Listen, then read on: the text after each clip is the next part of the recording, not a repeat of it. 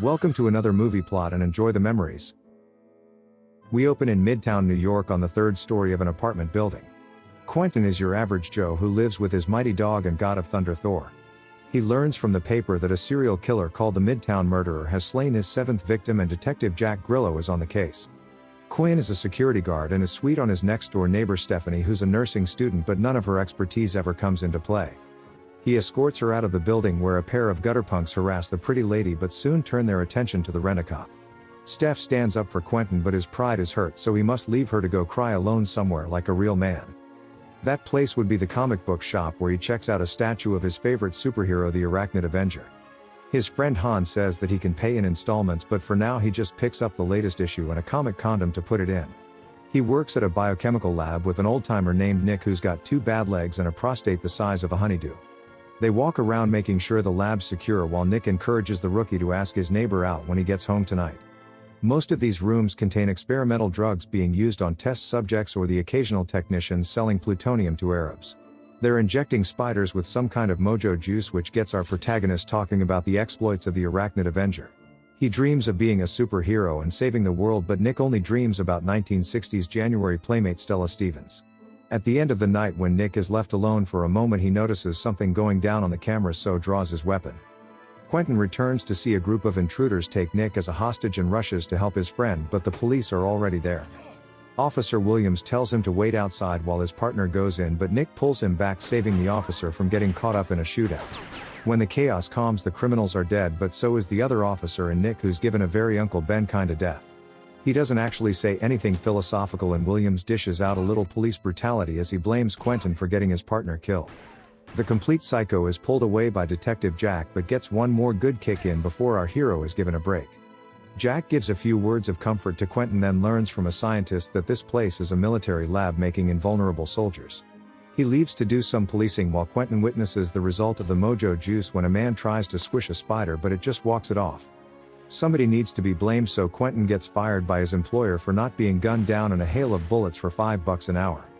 Wanting to avenge his Uncle Ben, Quentin waits until nobody is looking, then sticks his arm in the Spider-Man injector.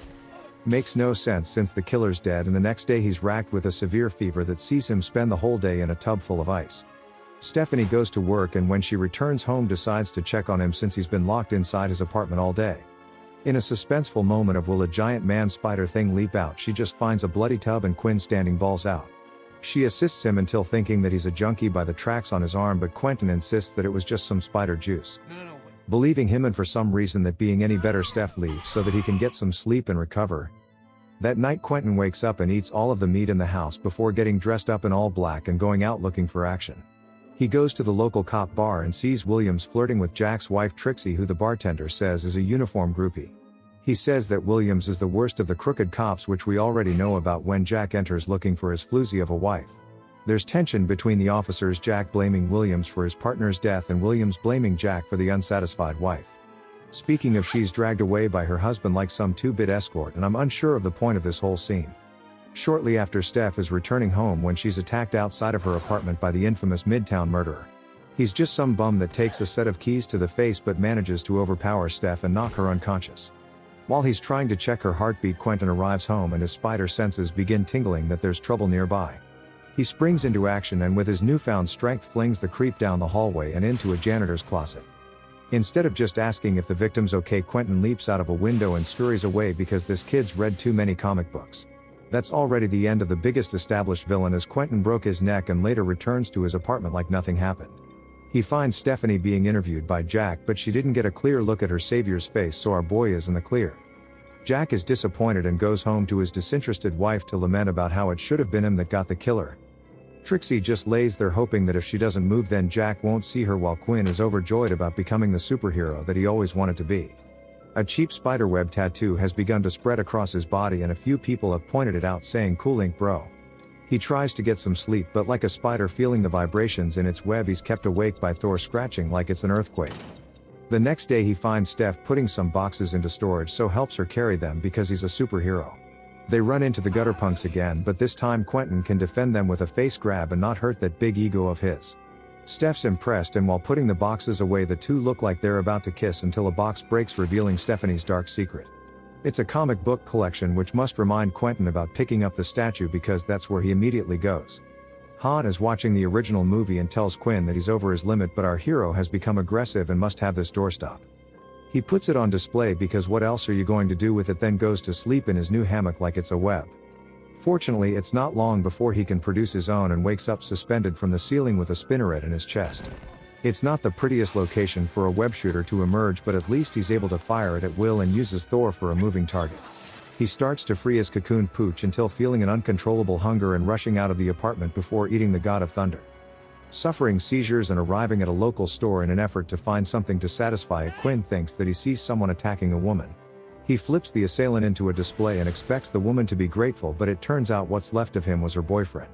She attempts to call the police, but Quinn stops her, so she tries run, but he wraps her up in his disgusting chest web. Approaching his prey, one of Quentin's hands transforms into a claw when suddenly Officer Williams arrives on the scene.